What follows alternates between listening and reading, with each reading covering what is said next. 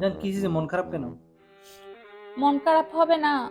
আপনি সকালে অফিসে চলে যান, বাসার মধ্যে আমি একা একা থাকি, আমার বোরিং লাগে। কাউকে আজকে যদি একটা বোন বা বান্ধবী থাকতো আমার সাথে, তাহলে আমি তাকে দুঃখের সুখের কথা শেয়ার করতে পারতাম।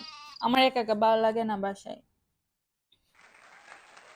জান, জান তুমি টেনশন করিও না।